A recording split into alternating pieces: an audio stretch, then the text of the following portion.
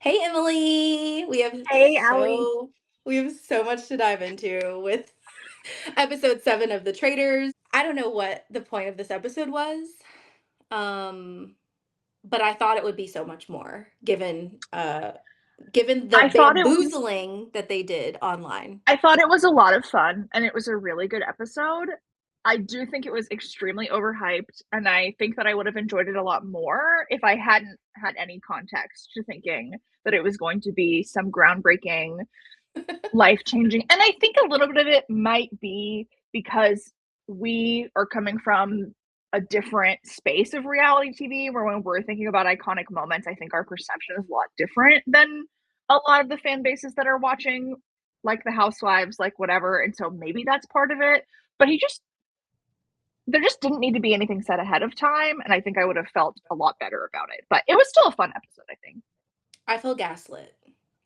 I feel gaslit, and I also feel like it's giving every year when Jeff Probst is like, "This is the best season that we've ever had," and it's like, it's another season, but like I wouldn't say, you know what I mean? Like that's what it was giving Yep. to me. Yep. Now moving forward, I have lost all trust in Alan Cummings.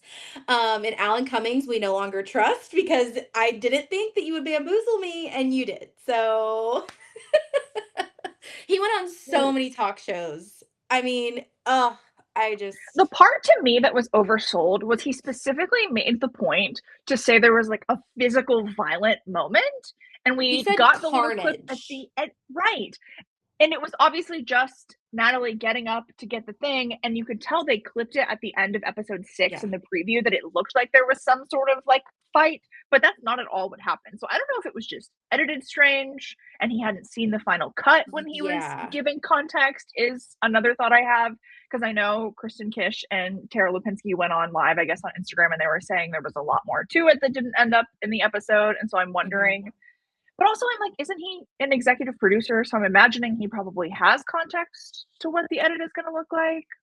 I don't know. I don't know. Well, I have one thing I want to say about that, and then we'll just start from the top because I did find it interesting. Um, I don't know if maybe it seemed like a bigger moment than what the edit gave us, but when Johnny Ware grabs the potion and gives it to not Natalie, to Kristen, Kristen. that was interesting because what ultimately ended up happening was his bestie didn't get to drink the potion. When in all actuality, Kristen was like, just let them have it. And Johnny grabs it and gives it to her.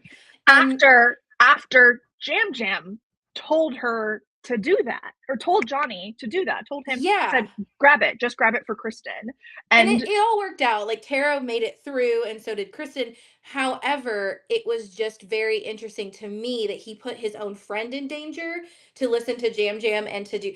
And so I don't know if I was wondering if maybe that seemed like a bigger thing, or if maybe there were more conversations that happened around that maybe didn't make the edit. Because that's the only thing that I could think of, them standing up that big moment, but like I don't see it as carnage. I'm sorry, but you, like you said, no, we come from a different. Carnage is like, I don't know. I've seen better roundtable moments than that, honestly. I agree. The episode actually does start with we don't start with a breakfast this time, and we start with them going into the black banquet that we've never seen a banquet before. I was very confused, and you have to tell me if you were also confused about this. I know I saw a few clips of people saying that we all just knew that something was going to happen. I was confused if production had warned them ahead of time that something would be happening or if they just knew. And what I didn't like about this, I think, was that why are they going into something knowing that a murder in plain sight is likely to happen? Not because they were told, but because they're able to suss it out because nothing else was going on other than this banquet. And I feel like it would have been a better twist had that been a part of a challenge. Like they could have done that at the church challenge. They always do the church challenge I think that would have been great for that. They could have added a banquet at the end of the challenge, but like doing this as a standalone, I don't know. It just I don't know. I think it was intentional and that they wanted them to know so that they would all be looking at stuff. I think that's also part of why the tarot cards were spread out on the table. Obviously, to me, it seems like that was a red herring. They wanted people to be looking at those and think something of it. I don't think those served a purpose other than just to be there. So I think it was intentional. I think they wanted them to be paranoid and thinking about stuff. And so I think the intention was for them to be thinking about it in a murder in plain sight. I think there are circumstances where that could have made it more difficult for the traitors, and maybe that was the challenge. And maybe because Lisa kept saying in her confessionals, this is going to be the most difficult murder in plain sight ever. And I'm like, I actually think that this is much simpler than some of the other things in terms of what she was asked to do. And Mhm. she got away with it in a pretty simple way, in the actual action of what she did. So I think that they were trying to make it harder for the traders, is probably, if I had to guess at why they did it this way. But Yes, my first note on here actually is I loved the random props.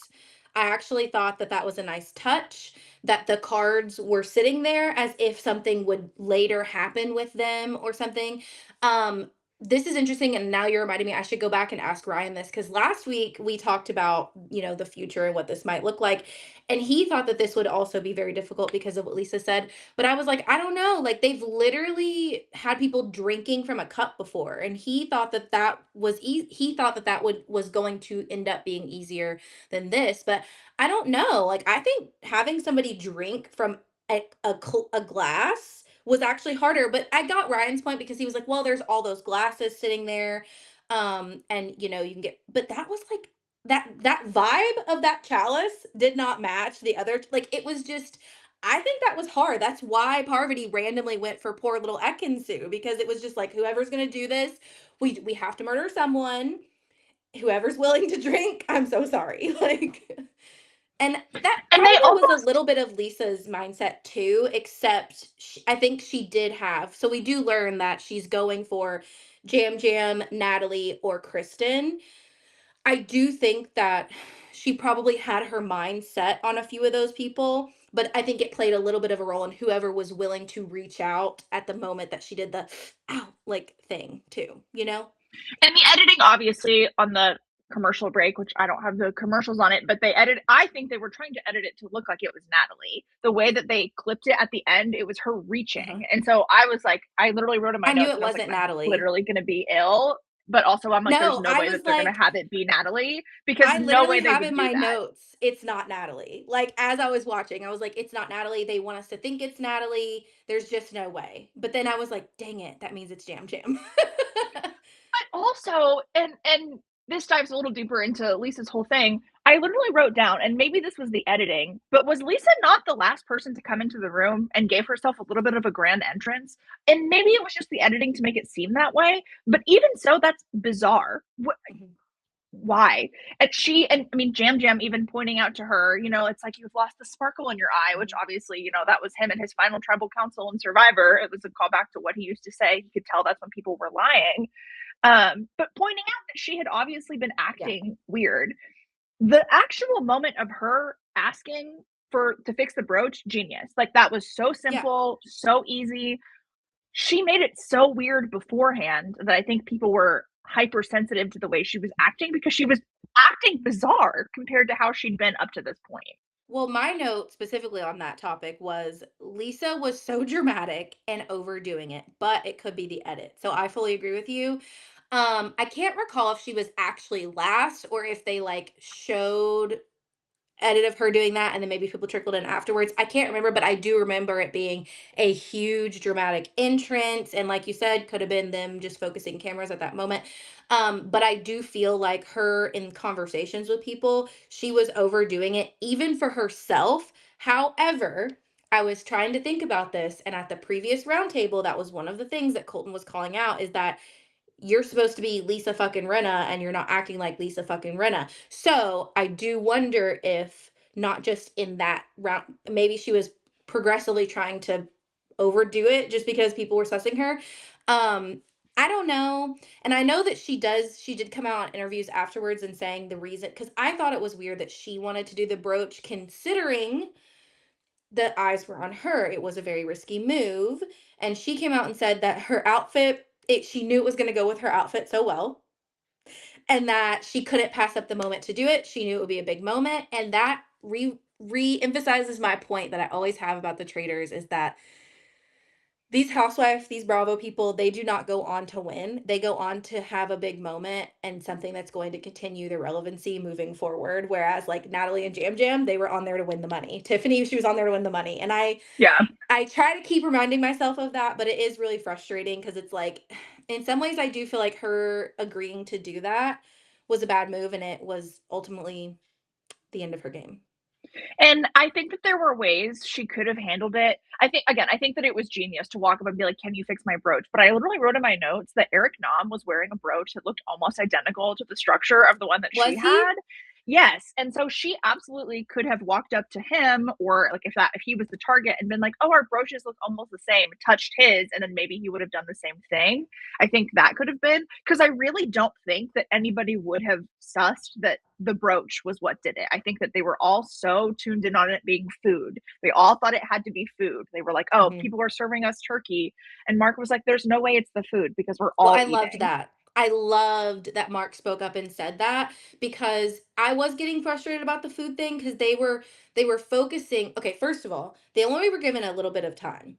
And I think on a normal season, it would have been good. And it's impossible for production to predict this, right? But like on a regular season with people that are like I hate to say it, but like people that are smarter, better faithfuls, I think that it would have been more productive. But they literally had a lull in time of like everyone sitting around looking at each other. I'm like, no. And then Natalie finally was like, okay. So like let's start the conversation. I just think they wasted time on things that like didn't matter, but also like in general, no one was wanting to speak. And it's like, no, like we have to figure out who's gonna do this. I think for this group, more time would have actually been better for them and I understand that the point was to make it fast, but I just think with this group that we're working with, I would have liked to see them have more time. But And Jam Jam has pointed out in a couple of his exit interviews, he's like, they showed me saying to Johnny, grab this for Kristen. He's like, nobody was pointing out we could just grab them. There was no, everybody was waiting. He said these people who aren't used to games, it felt like they were all right. waiting for production to give them a cue when nobody said we couldn't grab it. So Natalie getting up to reach for it and all of that when he was like, okay, it's time to decide. Realistically, like she probably could have done that a little sooner. And I think it would have been a lot less Yeah. fanfare. I do think her going for it, the way this is also the like how smart, how intuitive are these faithfuls? Not very, because why is your first reaction to her being so desperate for it that she's a traitor when Tara isn't the one who ends up being murdered? If Tara had been murdered, obviously that looks so sus for Natalie to have gone so whatever to make sure that she didn't get it. But Kristen already had one. It was specifically like she was trying to get this one that was left. If it's not Tara, why does it matter? Realistically, if she's a traitor, and maybe you think about it more later and you're like, maybe that's traitor, but her being so No. desperate for it to me is indicating that she's just a really concerned faithful. I don't, that being the way that they interpreted it was so strange to me. Like, I fully agree with you. Something that frustrated me about that, and I'm not trying to say that Natalie did a bad job, but I'm just saying that afterwards, I do wish and we don't know. She could have had conversations that we don't know about. I hate the big brother in us because we're always like, there could be more conversations that we don't know about. But I do wish, especially in that conversation that she sat down with Tara Lipinski, I wish that she would have mentioned, like, hey, I am the last gamer here. I'm the last gamer left. I've told you guys that I am going to be aggressively fighting this faithful game. She told them that on the first episode drop.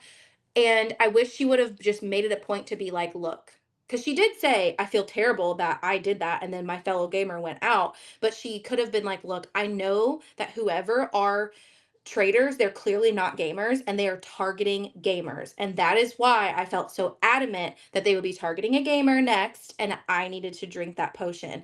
And I do think that that would have been something that these people could have resonated with. I do feel like behind the scenes, Natalie's probably constantly frustrated. I know Jam Jam showed more of his frustration on screen, but like I think behind the scenes, Natalie has to be frustrated with like how hard it is to get some of these people to understand. I think it may have helped to point out that she's the only gamer left, but I think they might have had a little bit of confirmation bias where somebody made the point during the episode, she's the last gamer left, and we think there was a gamer in the turret, which is why I think if the Rob Candace of it all, if they decide to recruit, could they agree on somebody? Probably not. But if they do, if they're trying to get somebody who has heat on them, there's no way Natalie makes it to the end of this game now. There's just not.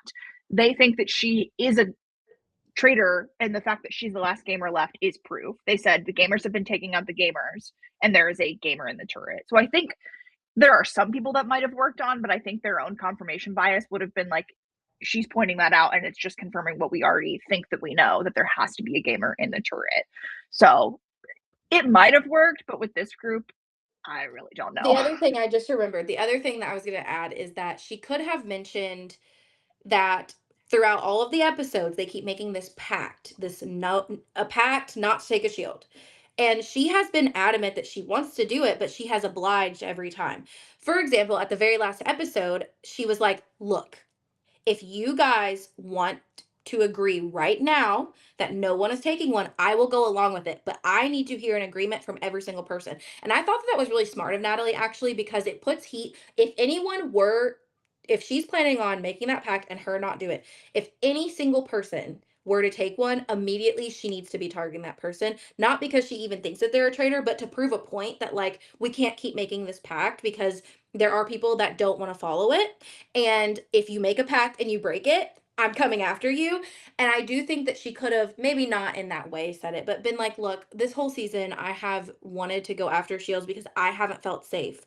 But because you guys wanted to make these pacts, I have gone along with the pacts for you. This was not a situation where we could have made a pact not to drink it. We were told somebody was already murdered, and it makes no sense for us to just agree to disagree on this one. Like, no, we have to go after it."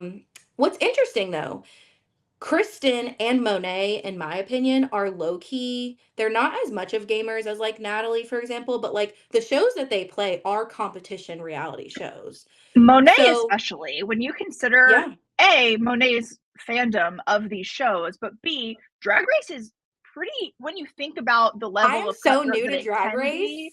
I and I haven't love watched in it. a while. I used to be a lot more into Drag Race, but I would consider Monet a gamer. Yeah, I would frankly put them those shows in the same category because I think that it's at the end of the day pretty similar. yeah. Frankly, like if we're going to consider the challenge, I this is a hot take. People always Thank disagree with you. me.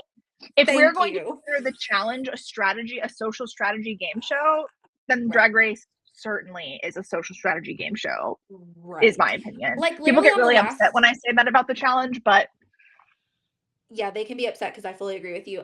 Literally on the last episode, like the episode I just watched of Drag Race, I'm literally brand new. This is like episode 4 for me or episode 5 or whatever. I was shocked. I was like, "Wait, these people make alliances?" Like they were making a full alliance. They have a showmance going on. This is Big Brother. Like I feel like I'm watching a real game show and I love it. But anyways, so yes, I fully agree with you. The challenge, the only thing I will add, like to Tiffany's point specifically, she did talk about preseason how like where she has played the challenge, she felt like she had a leg up on some of the other gamers because she's like, I have played a show with like random love show people on it that like don't know what they're doing. So like I know how to talk to those people. And like frankly, I think that she played a pretty good faithful game and like she was able to get people to like her. She just wasn't able to unfortunately combat the Eric Nam uh last minute blow that he gave her at the round table. But I also love Tiffany dearly. I think the other side was hitching her wagon to Michael Rappaport was certainly a choice, and I think was never going to okay, put her wait. in everyone's good graces. I really do feel like I need to stand up for her only in that like he was coming for gamers and he made it so clear.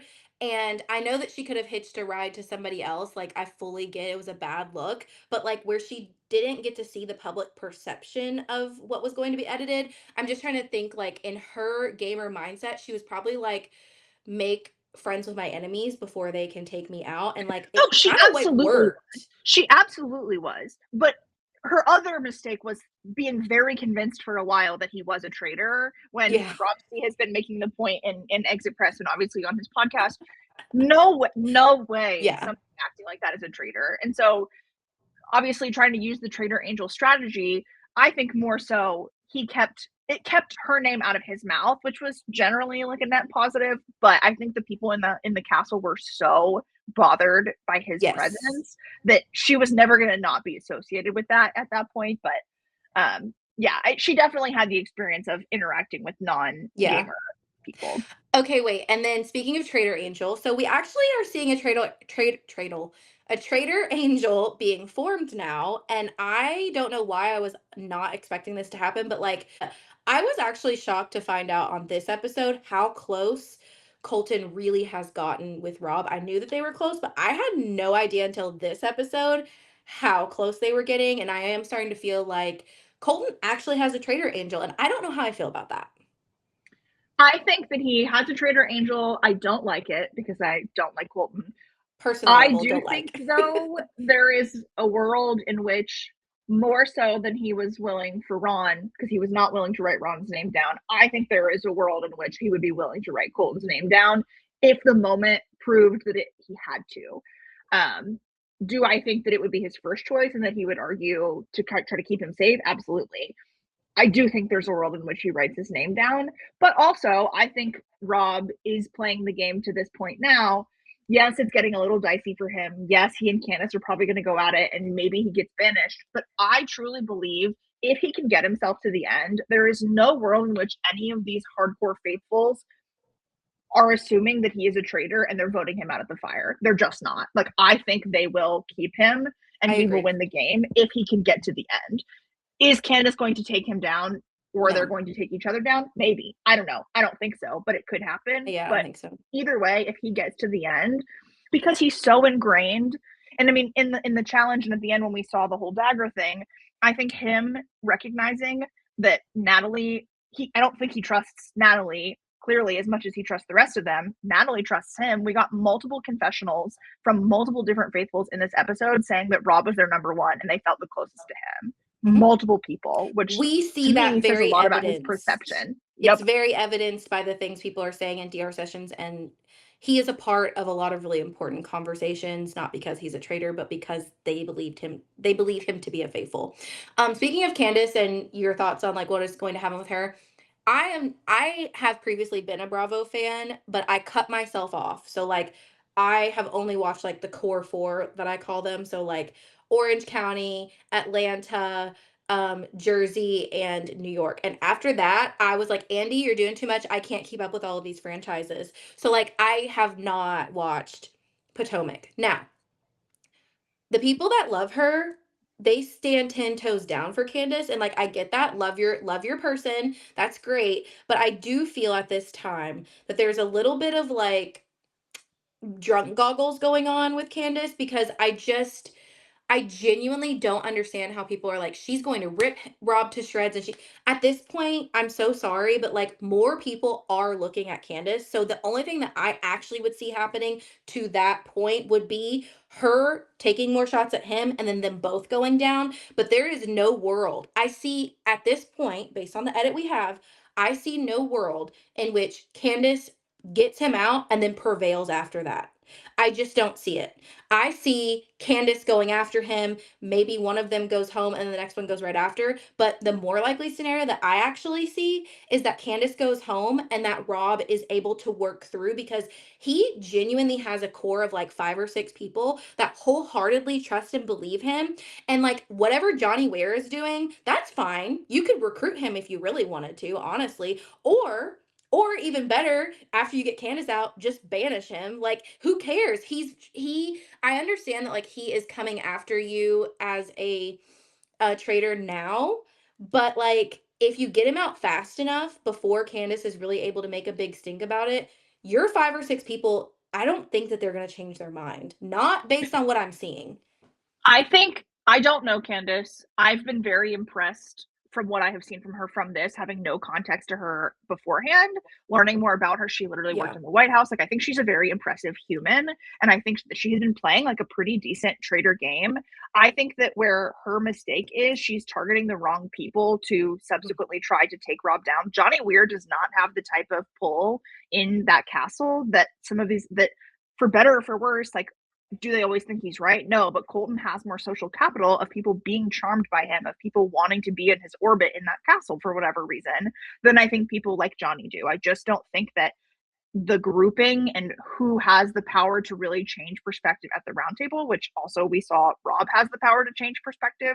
We got multiple people at the round table in their votes saying, I came in here, I think Johnny included, I could be mistaken, fully saying, I came in here 100% prepared to vote for Natalie, and then the evidence changed my mind. And the evidence was from Rob.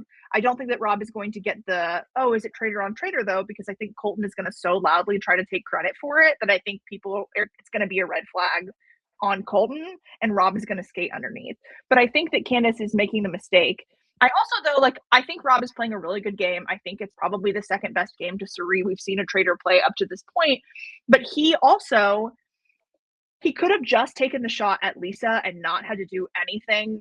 I think he could have tried to mend the relationship with Candace a little bit better. I think he could have prepped her for it. I think there is a world in which that could have been mended, maybe. Again, I don't know Candace, but also he made the point in saying at the round table, maybe it's a turret full of housewives, meaning he's trying to point Okay, eyes wait. on her as I well. think I know why he did that. And I have this in my notes. We're like jumping ahead, but I want to say this before I forget it.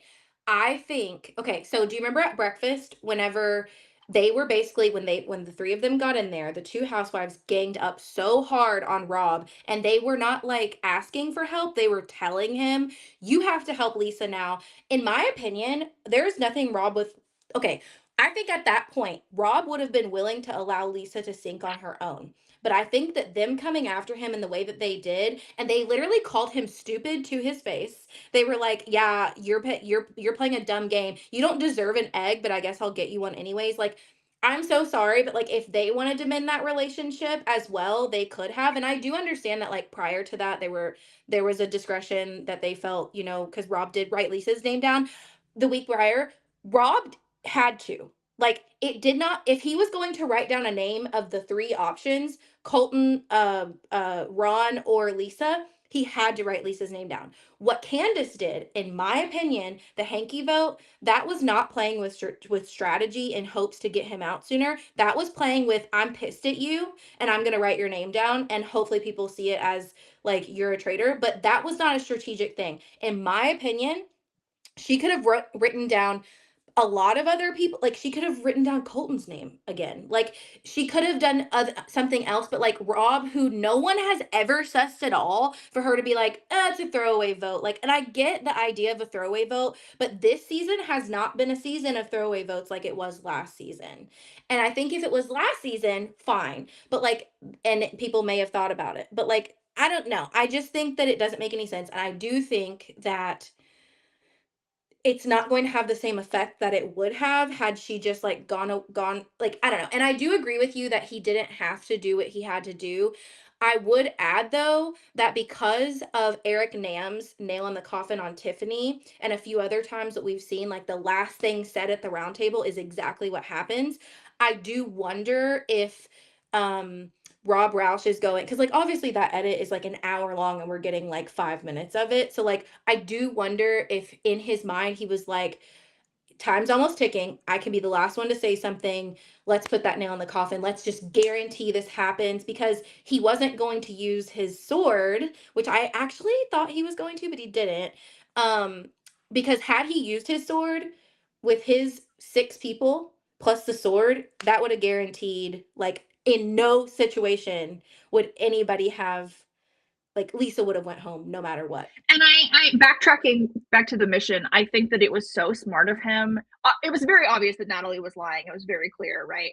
I don't think they needed to give as much time to him asking all these questions to Yeah. everybody. They literally could have just showed Natalie like literally smiling and not being able to make eye contact with him, and Yeah. it would have been enough. But I think because of that, I don't think he trusts Natalie. I think he trusts the other people in that group, the Dagger group or whatever, more. I think it was so smart of him to pull them in and say, hey, I have it, because otherwise you are trusting just Natalie with that knowledge. And to Yeah. him, I think that probably felt scarier. Is there a world in which maybe it's better to keep it secret? But I think he also then could pull Candace in if he wanted to mend that, which there Mhm. probably is no desire to, but he could be like, hey, I'm letting you know I told them, but I'm also letting you know I have. So you're on the same playing field that I am with them. I think the way that that played out, the mission I think was obviously very physical. I did not like that the only way you could get to the point of having the eligibility to play for the dagger was to be physically strong. That's not my favorite. Natalie Anderson is a beast, so she was clearly going to make it there, and then everybody else. I do laugh every single time they describe Colton as like a former NFL player because I forget that that's part of the lore. Like I forget that is a large part of his life because I don't think of Honestly, that man it's as an really NFL not though. linebacker because he It's wasn't for that actually long, not. right? Yeah, yeah. So they're playing that up for the show, but like his season is one of the last seasons of The Bachelor that I watched for obvious reasons. I like was pretty much done. I think I watched maybe one or two after him, but it he was like for this many minutes in the NFL. Like I mean, he played It in was like a college. year or two, right? Yeah, it was not long though. Like not to where but he played in college and he played his entire life. So like obviously football is a part of his life, but being an NFL football player, It cracked me up. I just yeah. remembered this when he sat Johnny Weir down and he was like, "I want to relate football to figure skating."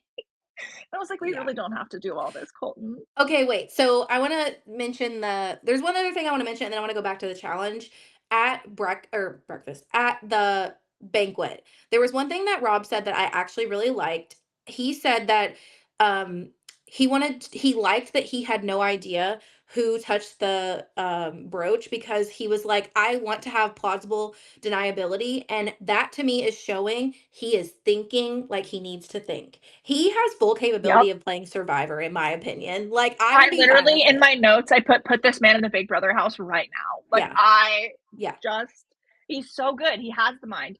Is he going to win? I don't know. So much of this game is based off of luck, but you're right. He absolutely Yeah. has like the brain for strategy.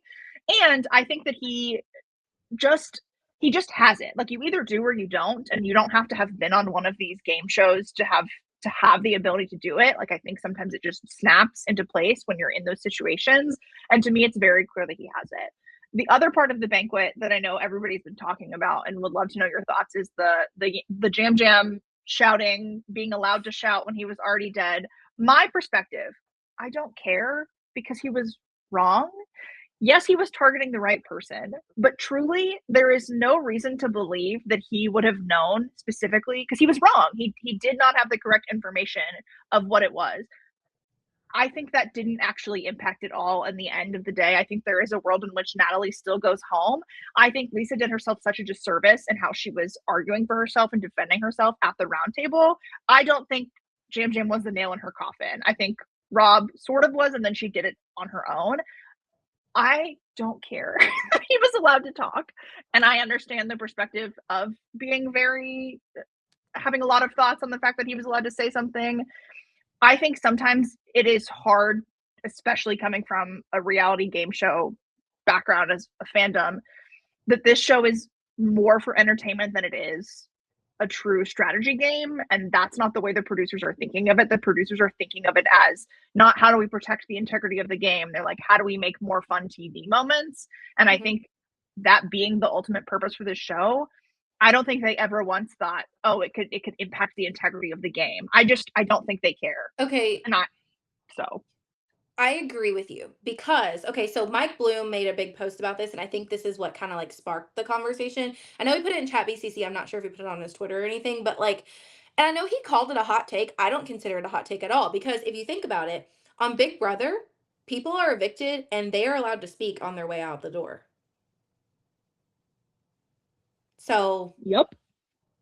what are we doing And here? somebody, Like, I honestly had not thought of it that way, but you're so right. And they could be so egregiously wrong. They could say, oh, I know so and so voted for me because I did the math of the numbers, and they could be wrong. They're not in the it voting has booth. They don't know happened. what happened. Yeah. We have seen people say things on Survivor. Like you have a good chunk of time where you're walking over to Jeff, he's putting out your torch. Like people have asked for jackets, like people there have been things that have happened on Survivor. And so and other shows like Big Brother, I just don't see it like mattering, but I do understand the perspective of when you are it seems to me like it must be a rule that they, once they're banished at the round table, they are immediately to go to their little circle, say their little one liner, and go. It does not appear to me as anything is allowed to be said. And so I do understand the perspective of treating this like a banishment, as opposed to a, because it historically, up until this time on this show, when somebody is banished or murdered, you see nothing else from them. They get up from the table, they say their piece, and they leave. Because as soon as they say, I'm a traitor or I'm a faithful, they immediately turn around and walk away. Nobody can say anything else to them. If they're murdered, obviously you never see them again. I understand that. But, like, to your point, there is no integrity on this show. It's an entertainment show. Um, I just, like, there's a fake clock. Like, let's BFFR right now. Like, they're pretending week after week to really be fighting a clock. This year, however, I will say Alan has looked at his arm with nothing on it a couple of times. I don't know if you've picked that up or not, but there have been a couple of times where he's been like, go. And I'm like, Alan, there's nothing on your arm. There is not a watch there. They also insist every night that they go to bed when the clock strikes midnight. And Rob C has talked about part of why I could tell that there was a murder in plain sight happening is because I felt like it was getting late and they had not taken us to bed yet. And we had gone to bed earlier the night before. And this was only day 2. We'd had these long ass days. And I was like, can we not go to sleep? And they were like, no. And so, Yeah. so the fabrication that it's midnight every time and we get the clock striking and the noise, like, it's okay that the show is a little campier and that it's not taking itself too Yeah. seriously. I think that especially our side of the fan base of people who are coming from competition reality TV, it's in our nature to take it seriously. And not that it isn't. It is a true social strategy game, but it's more luck based than I think any of these other shows Mhm. are, especially if you're a faithful. I just don't care that Jam But to Jam be was so allowed to say clear, stuff. I love Mike Bloom, and I typically agree with almost every word that comes out of that man's mouth. And also, I deeply enjoyed, because we didn't get the carnage we thought we were getting, but I did deeply enjoy Jam Jam frantically being pulled out of that room. That was the And best. That was the most entertaining part of the banquet for me personally. something that Jam Jam has mentioned in several exit interviews. So we saw, right, we got the little moment of him talking to Steven saying, after he had the moment with Steven where Oh, he it was was like, Lisa. Yes. you don't want to hold my hand. But Oh we yeah. got the moment of him saying she kissed me, but we didn't get the moment of him saying, this is what he said in exit interviews. He said Alan repeated the words like something with kiss in it. Alan said something with kiss in it, like, oh, the kiss Got of it. death, or said something, but it was after they had decided who was going to take the antidotes. So he's like, I couldn't say anything Mhm. at that point. Like, I could say it. I said it to Steven. Oh, I think it was Lisa. I think it's going to be me. I started having these realizations, but it was too late. But I don't think in the episode we got the moment clicking for him that it was because Alan used the phrase kiss. Like he said, he did it twice. And to me, I thought that was like a Yeah. signal. And so I thought it was very interesting that we didn't get that in the edit. And maybe it just would have been hard to Yeah. articulate in that moment. But he said it in exit interviews. He's like, that's why I thought it was the kiss.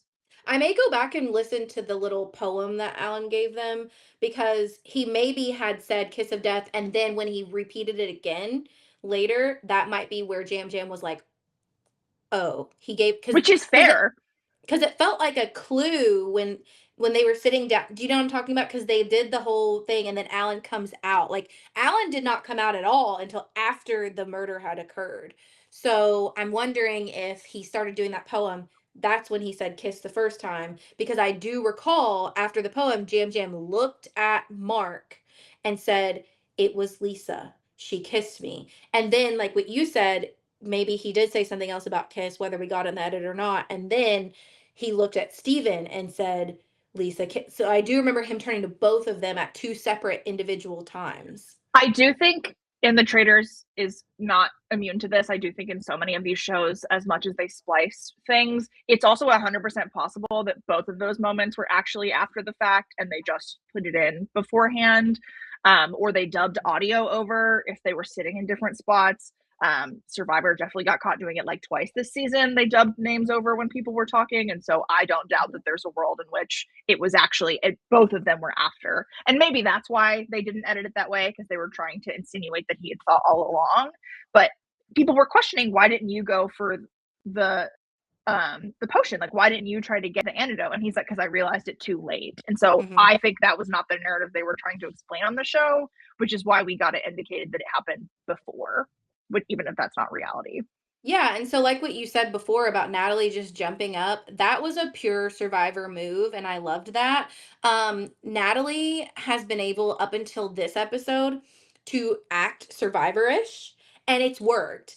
But on this episode, we are starting to see people suss her out, and in my personal opinion, it just shows how truly unsmart the Faithfuls are, because this is just my opinion. I do understand what Johnny, because we'll, next we go to breakfast and we see Johnny whisper to Mark Ballas, like, oh, this goes back to our old theory of that a gamer could be a traitor. But in my opinion, why?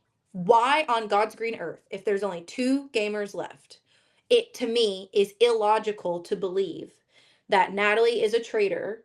She fought for a potion and then killed Jam Jam. To And me, brought that much attention to herself. and brought that much attention to yourself, given to the fact that it's not like all the gamers went out at a round table. Most of the gamers, the majority, have gone out on murder. And to me, that shows that these people, while they are trying, it's not clocking to them. And it's starting to frustrate me again because, like, I felt like I was frustrated at first, and then I was like, okay, it's fine. It's not a game, whatever. But now I'm starting to get frustrated again because I'm like, okay, we are now, and I get that people don't realize it because we are only 4 weeks in, but like they are 7 episodes in. Like, you've had what, 5 roundtables at this point? What are you doing? Yep. What are you doing? Yep.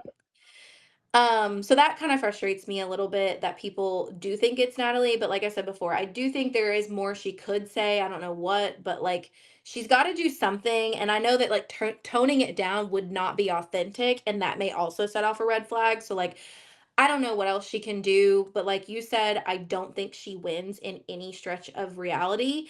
I do think she has a possibility to make it through this if the traitor on traitor thing turns into Candace going home. Um, because I think next will just be Colton, because I think Colton will be pushing and pushing and pushing for Candace, because I think Rob will tell him to. And then I think next it will be because Colton took his back seat on this episode, he said. And And but then he's now going to be he's so loud about it and mhm, claim and take credit for all of it, like we got in his confessional. He was like, "I'm finally vindicated, and he's now everyone excited. is going to believe I'm right again." And I'm like, Yeah. in what world? How is that mathing that you think you were the one who managed whatever? Like whatever, dude. I just The last thing I do want to say about the banquet, because I feel like we're jumping around now, but like the last thing I do want to say about the banquet is I loved when Moira was just like, fucking drink it. She was like, if you want to drink it, just she's fucking drink it. she's so funny. I really am seeing a world in which like it's her and Rob at the end, and obviously she's not going to vote him out, and she is just absolutely distraught that Hmm. he was a traitor the whole time. Everyone Um, will be like shocked. I mean, truly at this point, no one, I mean, yes, Johnny, we've only seen, so after the banishment of Lisa, the only person we saw think that Rob might be a traitor was Johnny, and the only reason was simply because, oh, Candace wrote his name down. Like, and he and Colton are close. and he and Colton are And close. but like I said, I don't think Johnny has the social capital He to doesn't. get people. And he even changed his own vote. I think that it was him that said, I can't find it in my notes, that said that he was going to vote for Natalie and changed his mind at the round table. And he was one of the people leading the charge on Natalie. So it's not like he would even necessarily have a backbone enough, all respect to him, to stand by that when he got there. I just don't And foresee furthers that my being. point that I think Candace goes next. I think after Candace is obviously Colton because he's going to do too much again. And then when that happens, Johnny's social capital goes way, like whatever social capital he does happen to gain is going to be dissipated at that point because his logic is illogical to the faithfuls, right? If because if his logic is, oh, this Lisa went out and then I'm gonna go after Rob because Candace wrote his name down and he's close to Colton. Okay, fine. He doesn't get to do anything with it, but he sparks a few conversations about it. Then once Colton goes next, your logic is gone because that's all you had was Candace thought it, she wrote the name down, and also he's close to Colton. Well, being close to Colton doesn't matter anymore because Colton's a faithful. Also, Um, I had this in my notes, but as we're talking about Natalie the other, I truly cannot believe she said when we murdered. That was so insane. And she stuttered and said it again and then yeah, corrected herself and then was like, I don't remember saying that. And I'm like, you said it twice and stuttered until you corrected yourself. Like I and given I think that was the Portia of it all, like that was why they sent Portia out and they were wrong. So maybe yeah. they just don't care about that being a factor anymore. But I don't it care about it being a factor anymore. it I was genuinely so don't. explicit though. And but I also know. I don't actually think Tara Lipinski caught it in the moment. I think she's agreeing with it because I think it's so what too. feels correct and she doesn't want to whatever. But I think that she'll backtrack it now that Lisa's gone. I don't think I that she'll bring agree. that again. I agree. I did watch the podcast with Boston Rob and Bob the Drag Queen like right before this. And Boston Rob was like, "Can we pick something else?" Like at this point, it's not shown to be a fruitful like thing to go after somebody for a what you believe to be a Freudian slip because like and Boston Rob and Bob the Drag Queen agreed mutually. They were like, honestly, it is so easy because you're first of all, you're going into a show where like okay, but like they're coming into it like let's say like, you know, Tiffany for example, it would be so easy for her to slip up because like she's used to saying eviction and for her to like think of what word to use like what is it called again? Like you know what I mean? I don't know. I'm just saying that like it would be so easy to make those slips. I don't know how Natalie maybe it happened in a like faster way than the edit we got and that's why Natalie maybe genuinely didn't remember it. Maybe she was talking and saying a bunch of things around that. I don't know. But like to me, I'm done with them using that as like a reason to like suss somebody out. I think if there's that plus other things, I could go along with it, but like you've done it twice. It's not like it's proven to just truly be a mess up. Like let's move Yeah. on now. That's how I feel about it. I know we mentioned this earlier, but the fact that Rob was able to get Lisa out without using the dagger, something I did write down that I think is crazy and I hate. Again, I just was going on a thing about this show doesn't really care about the integrity of the game and it's more of an entertainment show. But the Yeah. fact that they have to say that they're using the dagger before everyone writes down their votes, to me, I'm like, okay, so then that totally impacts the way that everybody is going to vote because they know that it's being used and they know that it's going to be used on whoever he specifically was targeting out loud at the round. I hate that. I hate that. Okay, so in my live action notes, I literally wrote down, I was like, wait, he has to stand up and do this in front of everybody? Because like I get it. It's they're trying to make it like a survivor, like a hidden immunity idol, or like a block a vote. Actually, they're trying to make it more like a block a vote or something like that, Well, except it's I like mean, an there's an extra extra vote vote. in Survivor, but an That's extra vote true. in Yeah. Survivor, you do it in the voting booth. Right. You do it secretly. Um, I don't know how else. The only other thing I will add is because I hate this, but also I don't know how else they could fix it because the only way you could fix it is if that person decides before the round table to use it. And that also is like a little unfair because it's like I mean, that also comes with a big risk, right? Because like you may not need to use it. Like based on what happens at the round table, it's not like I don't know. Like on Survivor, you know, yes, they have conversations at tribal council. I get that, but like the Traitors is so different in that like whole minds are genuinely changed at the round table. Couldn't he just put like a plus one or like write two names if he was going to use it on two different people on the chalkboard and then when he turns it around then it's revealed. Like my issue is not so much in that it has to be identified to him, it's that it has to be identified to him before the vote happens. Like I don't really, because you're right. How do you fix it in everybody's turning their vote around? You see the vote. You don't even necessarily do that in Survivor. Like that is a different thing. But I don't think it needs to be done where you stand up and say, I have this beforehand, because it's not a hidden immunity idol. He's not keeping himself safe. He's not saying, I now have blanket protection. Yeah. And so it doesn't matter. Um, yeah, I just think I just hate it. Also, to all of the people that are so upset that this is happening amongst these traders. If you hated what happened last year, then you also need to have the same energy this year. And just because you like Candace is not like it shows me that you were only so mad last year because you liked Carolyn and didn't like Danielle. Um And I'm so sorry, but like that's not a like, and I get it, it's an entertainment show, but if we're looking at it from a game perspective, because that's what you're looking at it as, you're saying that you don't like this as a game thing. Yep. I'm sorry, but like it's the same thing. Actually, this actually is even more logical because like Rob genuinely had to write Lisa's name down. Rob needed to make sure she went home because at this point they have now shown him that You they can't you want him can't to do take the shot. something.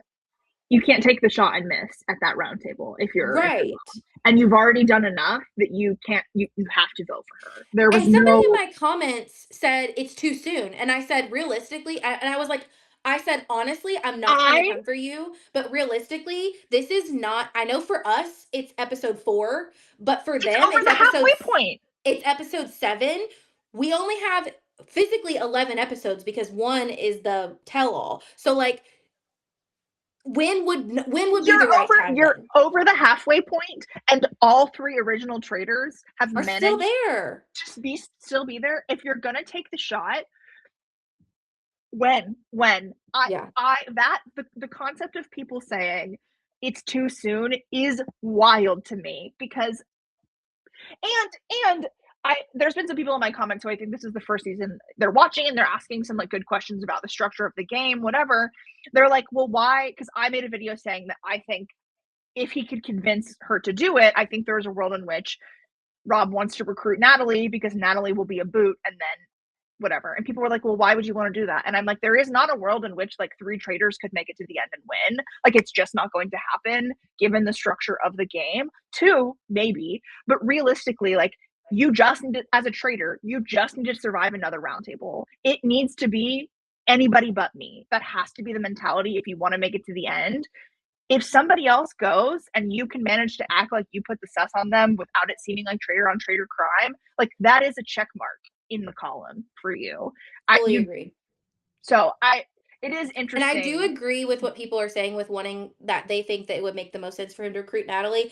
I don't believe that that's what he's going to do, but I do think that the logic in doing that is very valid because Natalie may be a sinking ship. You can recruit a sinking ship and then they're still going to go home. And we've seen that happen and work before.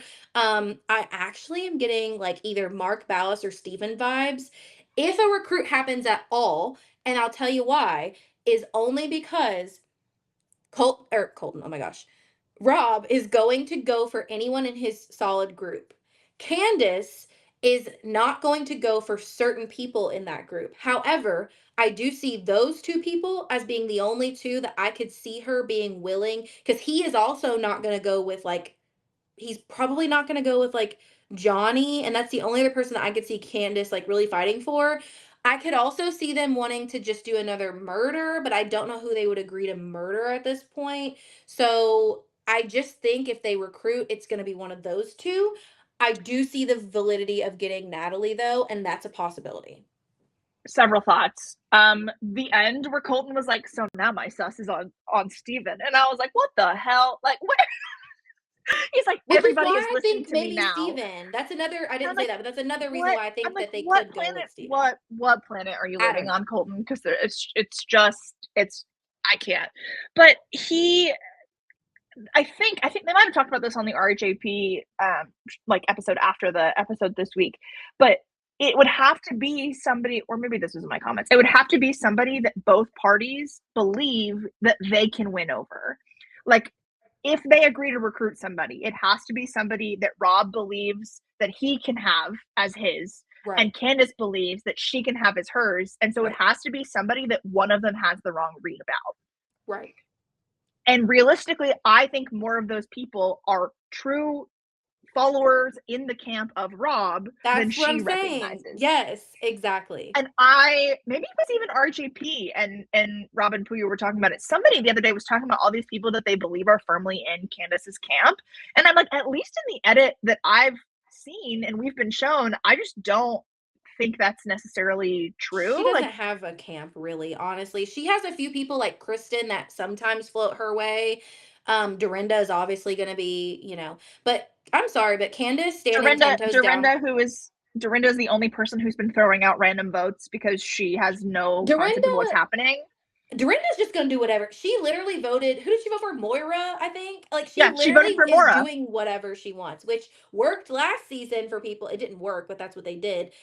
We're not. We're beyond that. We've moved past doing that this season. I don't know if production sat these people down and explained to them how that plan is not great for editing, or for the longevity of you on the show, but or maybe she took some advice from what was her name, Dolores, who literally they went to her last year and they were like, we need you to help us vote as a block, and she was like, I don't want to do that.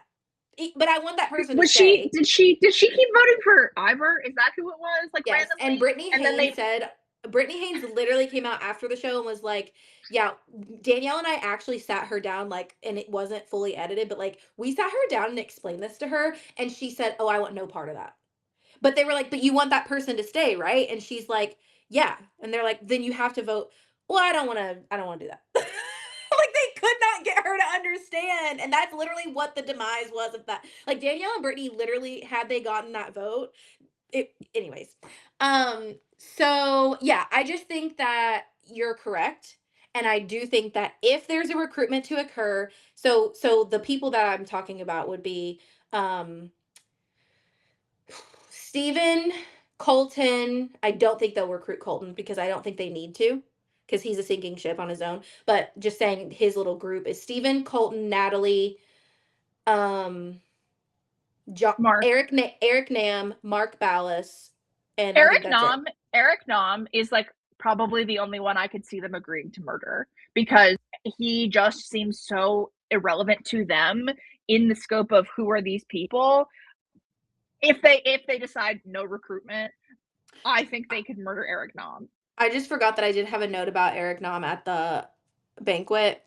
And when Alan like knocked on the door and came in, he was like, "Oh God, why?" And it was like the most genuinely faithful surprise reaction. I was like, if they believe this man to be a traitor at any point moving forward after that genuine, So that was the uh, other thing that I thought Lisa was doing so poorly compared to the way that she truly was acting like she had been a sudden recruit of a traitor. That was how I would have, if I was in that house, would have interpreted how different her reactions was. Because for the first 2, 3, 4 episodes, she was so over the top with acting scared, feared for her life as a faithful, that something was going to happen to her. I put this in my notes. She exhibited no fear of the murder in plain sight that they were told that was happening. right. None. And so I'm like, that is so opposite and antithetical to the way that you've been acting the whole season.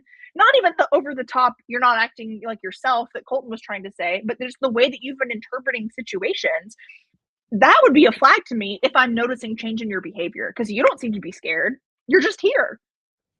Well, I think the way that her and Candace were acting on this episode is starting to become sus. Like Candace as well, I noticed was she was playing it up a little bit more at the banquet and also at breakfast. Also, the fact that Candace and Lisa sat together at the banquet and also sat together at breakfast. They were first at breakfast. If these people are smart, they'll think about that, because like they're both overdoing it. They're both sitting side by side. They're doing too much. Like even Dorinda, who's also a housewife, is not doing too much. So yeah, I'm not loving the acting from either of them, and it could be because, confirmation bias, like we know that they're traitors, but I just think it's more than it used to be. I don't know. One other thing I want to talk about the challenge though. This is what I think they should have done. I don't think they should have done the deception thing at the end, because, in my opinion, if they're going to do a super physical challenge, and I know we both don't love those kinds of challenges, but instead of doing the deception thing at the end, if you're going to do the physical part, fine. But at the end, rather than have it be dependent on the person with the most rocks, which we're pretending are gold, literal stones from like a garden, and we're saying that they're gold. I was like, they didn't even paint them yellow. Like, They're just spray painted. right. Because, like, even to get more, you had to throw them at something. So, like, even that, you had to have hand eye coordination for that part. So I understand, like, if you can get the most in your bucket, it doesn't mean you have to carry the most. It doesn't mean you have to win the most. So, what I think they should have done is everybody comes back and nobody dumps anything. Everyone stands up, decides together, like, oh, well, we could put all, like, because we saw people kind of doing that. Like, some people were like, well, I don't have much, so I'll just give you mine. I believe that you're a faithful, I'll give you mine, or whatever. You have more than me. If I give you mine, it'll push you over the edge. Kristen was like, I don't Lisa, have any. right, and Candace had none. She intentionally wasted all of hers, which is fine. Like, it's a decision. Lisa's decision. Let's talk about Lisa's decision though, and then also I want to say how I think this could have been better. Lisa's decision to put all of her gold, and I understand she didn't have much gold, and other people were doing similar tactics. However, why did you put it in Stevens when you literally for the last two roundtables have had your name being spoken? If you had not had eyes on you before this, fine. But the fact that you need to be putting your gold in your bucket, and I understand, like, you don't have to argue with people and get them to give it to you, but you should have at least just dumped it in your thing and moved on, because I'm sorry, honey, but like, they've been saying your name. So like, that's even more sus that you're like, well, I'll just give it to you. And we saw Colton be like, why'd she do that? Yep. Yep. That's Um, all you need to do is give him more fuel to the fire. But I think that how they could have changed this rather than have the deception piece, because to me, I hated that the person that, okay, so Rob has the most gold. So now they don't give you the sword, but they give it to somebody else and then you have to figure out who has it. To me, that's still not an advantage in my opinion. So like, what they should have done, in my opinion, it would have made it more equitable at the end, and also the person that has the most gold actually gets the prize, which it worked out. He actually got the prize, but like, it could have not worked out, right? Why not have everybody wait, get up to the top of the hill together, and then Alan say, okay, you can dump it in yours, or you guys can talk and give it to somebody else. You figure it out, and whoever has the most will be taking home this dagger. That's a Yeah, social that's piece that could be added to it. To me, the figure out if somebody's lying, that's not a social aspect, really, in my opinion. But no, I think that's a really good idea. And really, is it all that different? Because there was a little bit of a social element to it, right? Like them deciding to put stuff in people's, and like they could have just delayed that. And I think that that probably does even stuff out a little bit more, because then if the argument is, yeah, I think that's totally there. The thing that I'm thinking of, back to the mission, is do you think if, and I have a, it's a whole other tangent to go on. I made a whole video about it on TikTok.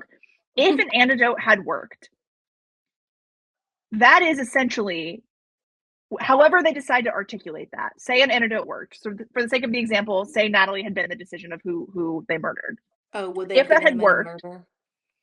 if they had given, no, would there have been a shield that shows up in this mission? Because if, I don't know that they would have publicly been like, Natalie was supposed to be murdered. But Oh, even if they don't publicly say Natalie was saved, at minimum, you know, one of the two of them was saved because the murder didn't happen. And so you, therefore, you being everybody, have at least one of those two people as being a confirmed faithful.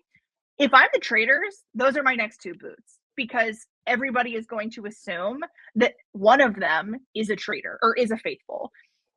I feel like that person then just got a pass to survive one night, especially if they had it where that person was individually announced. I don't know that they would have done that.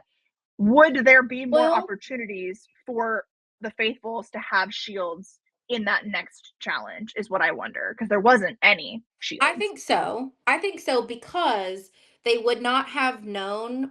So even Jam Jam didn't know until they told him, until Boston Rob and Bob the Drag Queen played the clip for him on the podcast. He still didn't know at whatever point that they filmed that after the show had wrapped. He still didn't know that it wasn't the kiss.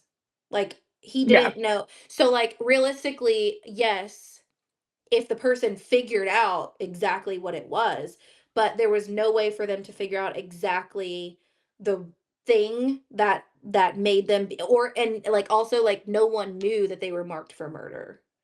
Like, let's But say that you it know that it let's was, say, but you took, so those two people publicly took the antidotes. If no one is murdered, you know that one of those two oh, people is I a see what you're confirmed saying. faithful, Okay. Oh, I see what you're saying. which feels Um wild for that person's safety as being a target of the traitors for murder. Yeah, and also, like, here's my question, because they have to episodically, they have to make it to a certain point. Like, they've contracted a certain amount of episodes, and those episodes have to make sense with having something happen on each one. So, what would they have done if, let's say, Jam Jam drank it instead of Kristen? What would they have done? Would they have still performed a murder that night? Because we saw Alan throw Jam Jam's thing in the morning. As like, would they have still done breakfast and they would have murdered? Would they have done a turret that night? I think they probably would have. And also, like, does that mean that person has an anecdote overnight? I don't know. I just wonder if they still would have done a murder because they would have had to continue the show in some way. Somebody in my comments suggested that maybe, and I almost thought that somebody said this did happen, but it was that she maybe had to have somebody, like, as a contingent, they might have told her she had to have somebody else touch her brooch afterwards, and they just obviously didn't show that in the edit. And that if one of the people who had touched it had taken the antidote, they would have just pretended like it was the other person the whole Well, time. and that makes me mad. So I don't know if that's that just a theory that if that somebody is true, had. that is beyond, like, I know it's an entertainment show, but like I that's agree. I deceptive. agree. And I don't know that necessarily I believe that at all. It just was an interesting theory because there had to be some, you're right. They have a contracted number of episodes and people to get out. Like I'm curious what the contingency would have been. Um I just thought that was interesting. And then to have this mission with no shields, when the shields have been such a big part of the missions all season, I imagine there probably would have been one or two added in to some capacity of this mission. Um, Yeah, if maybe that top 6 thing, maybe, like, the other people, would have just gotten a regular shield, but then the one person mm, would have gotten the dagger. Maybe. I just didn't love the top 6 aspect of this. I like the idea of there being, like, an immunity that lasts multiple weeks. Like, to me, it's like a survivor, like you said before, it's, an extra vote. Um, I yeah. liked it when they announced it, when they did it. I liked it up until they said that he had to announce it Execution. beforehand. Yep. Yeah. Yeah. But I did love, back to that. I will say, since he had to, I did love Rob's guessing tactics, and it shows that he must, like, play poker or something, because, like, he knew how to figure it out. Natalie, oh my God, girl, like, we got to teach you how to lie, honey. Have you never had to lie before on Survivor? Like, what? I will also say they were obviously, he was playing up at the confessional that he knew, and he was recording that confessional after he had already known he was Valid. correct, when Natalie was so truly obvious that I don't know how anybody could have missed it. Like in my notes, I was like playing along up Well, but until I that mean, point because I was like, I oh, guess what maybe I it was this mean, person. he had a tactic, is what I'm saying. Like, he went into it with the Yes, tactic of, what is your name? Like, he knew if I asked a yes, couple of, yes. like, that's what I guess I I just meant. don't know that I believe that it would have worked if Natalie had not been the person. Like I just don't know that he would have gotten it correct. Okay, wait. So it I was funny think, that they record those after the fact because of course he can say that his tactic yeah. worked, But you wait, know. I think that, like, okay, so if you notice, Steven and Rob, no, Steven and Mark, and I can't recall if Colton did or not, but Steven and Mark for sure, they kept intentionally shaking their heads like, no, it is not, like, they Colton were was like telling him, yeah. Colton was So like, Colton did do it. Okay. So realistically, I knew that he wasn't going to pick any of them, because if they did have a shield, he wasn't going to take it from people that he felt safe having it. And also, like, they were intentionally telling him it isn't me, and because he works, and I get, like, you could do that just to throw somebody off, but the fact that he was working with them prior to this, and then they're telling him, I was like, honestly, it was really only down to, like, Eric and Natalie, and Natalie was so bad. Like, she gave it, like, if you're only choosing between two people and she can't even look you in the eyes, like, duh, it's her. And then I I also literally didn't. wrote, I'm looking at my live notes. I'm like, oh, maybe Eric. And then I said, oh, never mind. It's not. I wish they, okay, so if they were gonna do this deception thing, this is how I think, if they have to do it, they should do it like they did from House of Villains, and then ultimately, Big Brother copied that. If you remember, with the drinking of the glasses on the Big Brother challenge on House of Villains, it was like a bag of blood, and then they switched the bag around, and then the person ripped open the bag, and either it was like water or it was red water. In um, Did you watch Traitors Canada this past season? They did something similar with shields, but there was a cursed shield. So like got it. the to do a murder in plain sight, everybody knew that there were shields, they didn't, obviously the faithfuls didn't know that one of them was cursed. They would have found out later that something happened because a person, if they publicly saw this person be given this shield necklace and then they're dead the next day, they know that whoever gave it to them, they'll it was very, very interesting. So people were like going in secret rooms and like passing ones around and being Got like, it. this way nobody knows who has it, similar to Rob being like, we should not tell anybody so then they can assume that we all have it and then we all get protection. It was very interesting, and there was the deception part of it, that very much I think could have been applied in a similar way in this case. Yeah.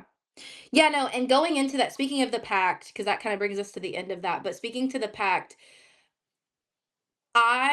okay, so in my notes as I was watching, I was saying he needs to make a pact with Natalie. He needs to pull Natalie aside and make a pact with her. But then he pulled everyone aside. That was a great move. However, he did not actually promise them anything other than, well, if they don't know, then they can assume that it's all of us. But that's assuming that nobody squeals. And like you said, the quicker you use it, the better, because at some point somebody's going to say something. So it is my opinion that he could have also offered them something in addition, like I'll use it on whoever is, if one of us is about to go at the round table, I'll use it on that person. Like, I don't know what else he could have done, but like realistically, they're just doing this because they like him and they trust him. But had he been somebody they didn't like and trust, there's nothing in it for them to keep it a secret. So, but I did believe that he should have at least, at a minimum, pulled Natalie aside, and then when he pulled everyone, I was like, "Oh, that's like that's good." And it He does has so also many put of these faithfuls wrapped around his finger, so many of them. yeah, and at first I was like a little like in the first few episodes, I think I was kind of like, ugh, it's just because no one expects him. And I think that's how it started. But I think he's come into his own and he has just he can be a gamer. He has what it takes to be a gamer. I don't know that if that production necessarily knew that, but I think that it worked out that way. You know what I mean? Like I don't think they intentionally went into it like that. I think they were just like, we're not picking any gamers. We're gonna pick two housewives and somebody else. And I think But I don't watch Love Island, but what from my I friends don't who do either. have said, he gave like, let me be shady and strategy a little bit on Love Island in like a I'm an icky man kind of way. And so I think they were thinking that direction, less so like actually good strategy. And I do want to say this has come up a few times in my comment section, and I know that I'm seeing it in other things. People are saying, like Rob has no idea what he's doing. He's just a hot white man. And that is certainly part of it. There is absolutely this privilege of him being a hot white man and that being him getting attention, him having positive favor in the house. That can be true, and it is, in my opinion. And he can still be exhibiting very strong strategic Right. skills. I don't think those things are mutually exclusive. And so I just want to acknowledge that because I don't think it's unfair to say that I think that he is a very good gamer and is doing those things well. And of course, Right. he has white privilege, hot white man privilege. Of course he does. He was on Love Island. Yeah. Of course he does. Yeah, and I think this year that's like I have seen people make comments about him because of that, but I think that's a little bit more of a conversation right now than it would have been had the first like 5 people that left other than Donna not been a person of color. So I think that And that's probably putting a bad taste in people's mouth and then they're thinking about it even more, so whatever was edited out supposedly of Ron and Dorinda having some issues. Ron, obviously, their exit press is typically pretty short, like 10-minute interviews. He did an interview. I think he's friends just through the entertainment world with Mina Kimes, the ESPN reporter. He actually did like a 35-minute interview with her. So they got a little more in depth than I think he's gone on other interviews. And he obviously has been insinuating, I think, on other interviews that there were things that were going on. That interview very much indicated a lot more clearly that he felt that it was racial motivation. And I think that he's yeah. been skirting around that probably as he's been told to. And I think he was it's a really good interview. Highly And like recommend that's a people topic that listen to like it. we see unfortunately you and I see on shows, but I think that maybe some of the shows that some of the other traders fans that aren't gamers or gamer fans, I think that they're not used to this conversation as often as like something being unfair due to a show. like, I know on The Bachelor, for example, it has been a topic before, but The Bachelor has done better with, like, making sure they're not casting 1 or 2 black chicks, and then, like, the guy's never gonna, you know what I mean? Like, it's not even his type, like, it's just like, what are they, they're doing a better job of, like, making their casting a little bit better. So that's the only other show that I could think of that, like, these people may be thinking about it, but, like, us, coming from the Big Brother world where we've literally watched the cookout, and then we see Tiffany leave the way that she did on here, it honestly Yep. makes us immediately think, like, "Okay, so because she's being outspoken and talking about things, is that why she was targeted? Because, like, so were other people, so, like, was she targeted in addition because you're looking at this person the way she They looks?" in the interview with Mina Kimes, Mina specifically asked how Ron felt about his edit, and he said, "I think at the end of the day, I ended with a good edit. I think my edit at the end was positive." He said It the was, first few yeah. episodes, I do not feel that way. He said I feel very strongly that I got the angry black man edit, and he said I think that's a very Really? dangerous. Yep, he said I think that's a very dangerous thing to do in the current time we're living in. He was very Yeah. explicit about it.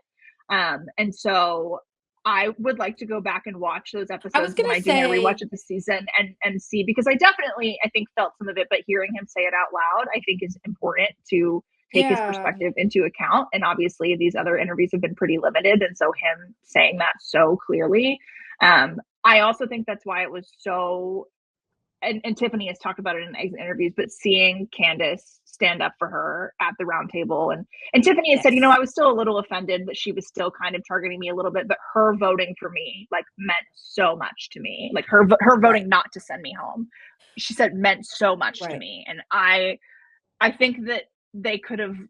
I think there's a world in which they could have leaned into that a little more. I don't know that this show is ever going to do something like that in the way that I think social experiment reality shows do.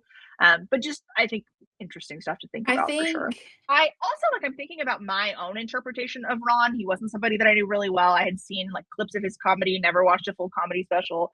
I even from the beginning felt very positively towards him. I'm not a yeah, housewife fan, so I don't have like a natural inclination to be defensive of Dorinda. And I think that some of the perspective is that people who are very passionate about her because they're her fan. When people were, coming at him for saying like, I don't care about your effing family, I'm like, these people have been very isolating to him. I too would say, I don't care about your family. And Ron, in this interview with Mina Kimes, said, I feel like there were personal things brought into it. And the concept of my family being involved in that, like, I wanted to separate that because it felt like she was bringing things into it that were not game related, and that's why I said I don't care about your right. family. Well, I And know so that that to me they, is a crazy thing to edit out. If that has the perspective, it sounds like there was a lot of yeah. conversations of things that obviously impacted Ron's edit because they couldn't or wouldn't Mhm. show Well, they're conversations with him and saying that Dorinda. Dorinda said and did some things that a lot of people took issue with. That's just what is Mm. being coming out, not just from him, but from others post season, or just like some of the people are still on the show right now, so they haven't, I don't think, been able to say everything. But I will say that I was one of those people that didn't like him saying that, because I'm sorry, but it is a game, and like, you do have to speak about, Yeah. you do have to get to know people and have that connection, and that's exactly what that caused, is for him to not have a connection with people. And then on the following episode, he has this whole heart to heart with Rob, where he goes into how he knows he's this great Southern guy and all these things, and that definitely made Ron feel contradictory to me, because I'm like, you're telling Dorinda on this episode that you don't fucking care about getting to know her and her family, and then on this episode you've basically told me that you've gotten to know Rob, so you're only getting to know people that you feel are faithful, and you feel that Dorinda's a traitor, or you just don't like her and so you don't want to get to know And her. I I think the thing It that could he's be saying edit. he feels is he feels that it was the edit and that Yeah, he was only wanting to get to know people who he felt were showing respect.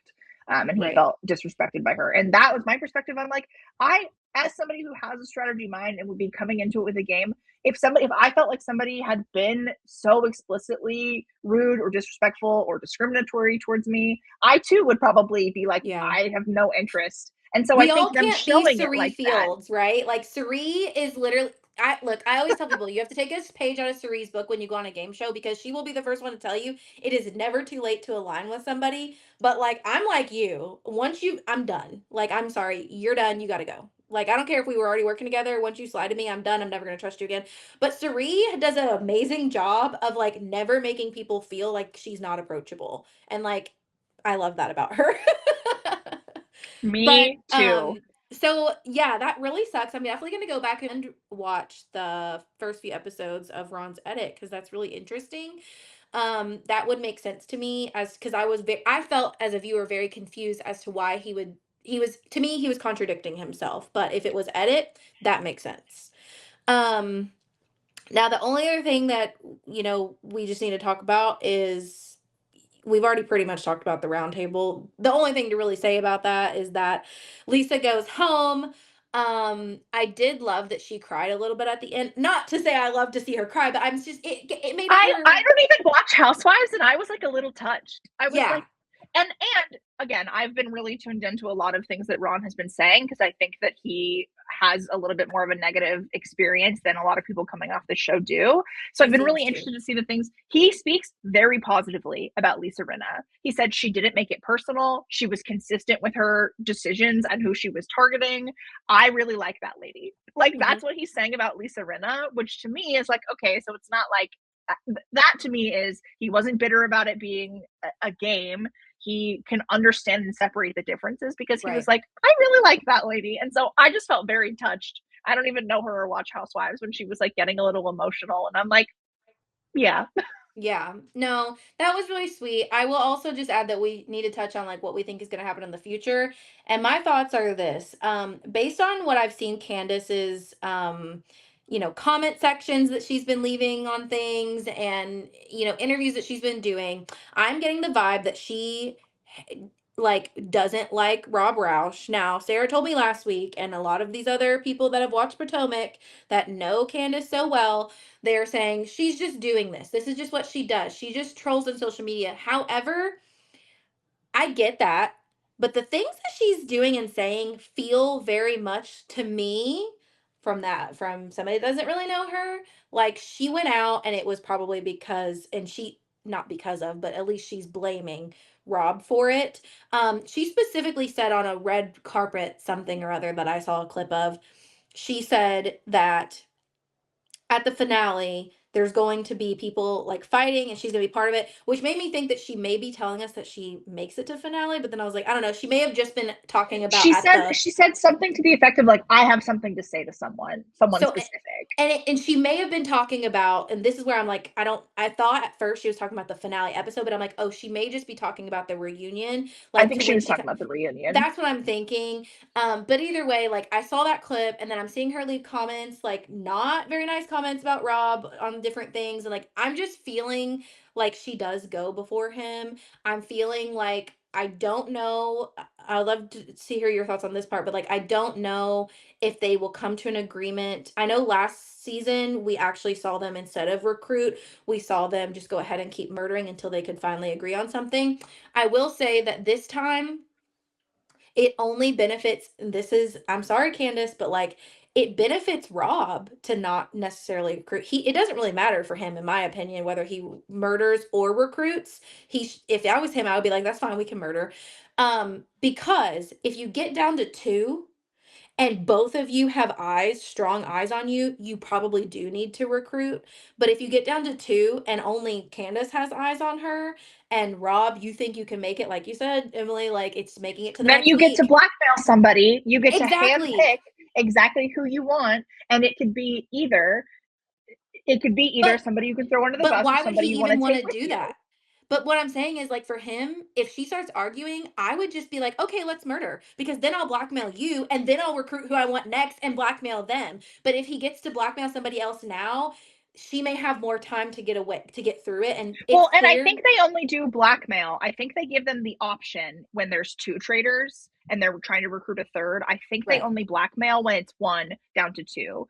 I So think so, yeah. theoretically, like I don't know, we could get the pilot Pete where someone says no, like that could happen with this group of faithfuls, maybe, Or but they'll he do can them like they handpick. did with Kate and force, like, because they will force. Remember that? They was like, no, actually, it was Brittany. And I think they were like, because like Danielle was probably going to go home if she didn't get somebody else.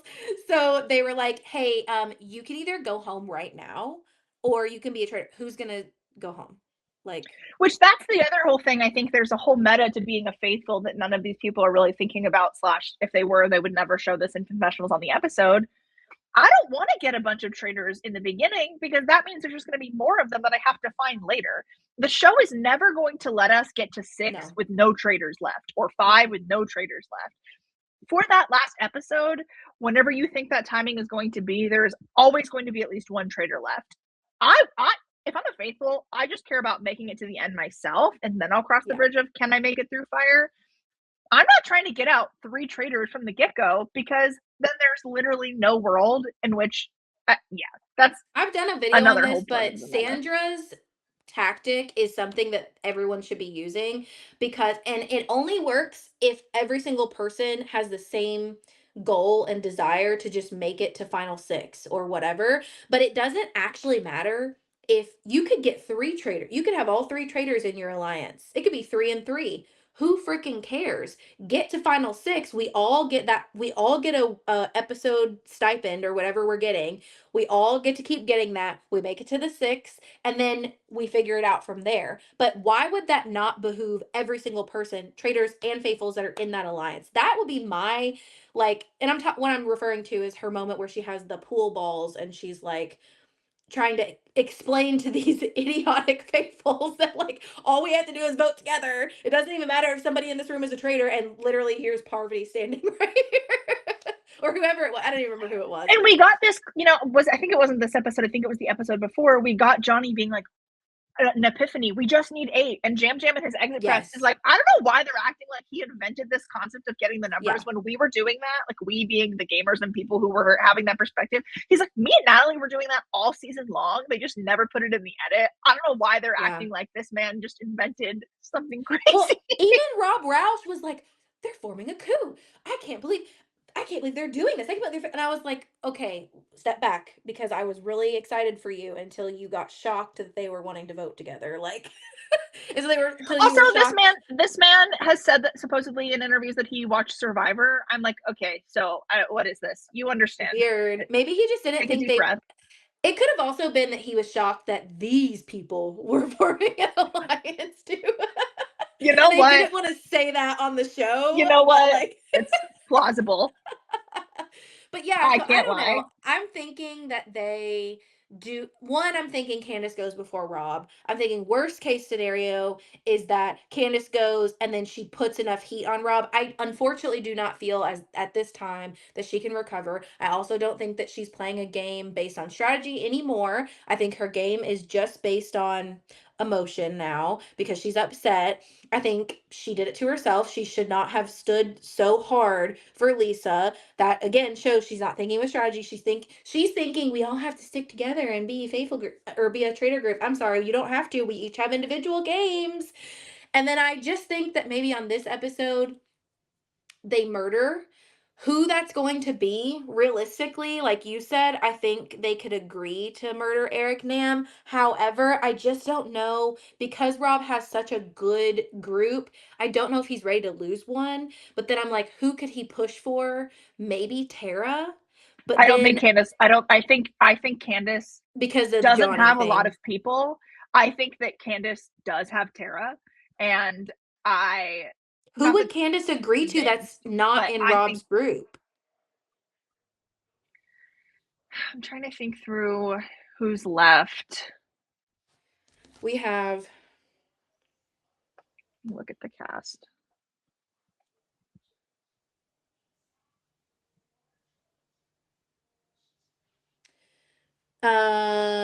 Steven Moira, maybe she would agree to Moira, but then Rob probably wouldn't agree to that. I Mora just would. don't know. Rob would not agree to Mora. Genuinely, Eric is the only person. I Or don't. How does Kristen. What about Kristen? maybe? I don't. I don't Then know maybe what they this. recruit. Maybe they But recruit, and also, like, maybe who could also they agree to recruit?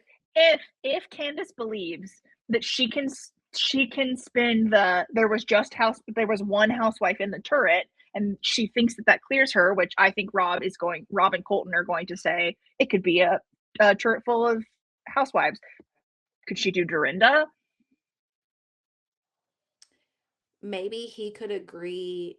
No, maybe he could convince her of that, but, like, for me as a gamer perspective, I don't even know if I was her that I would want Dorinda to go out next because then I would be the last one left, and it would look like, especially if Natalie goes as a faithful, then it's like, okay, it wasn't any gamers. It's gotta be a house, like, the housewives But have to be getting a lick back.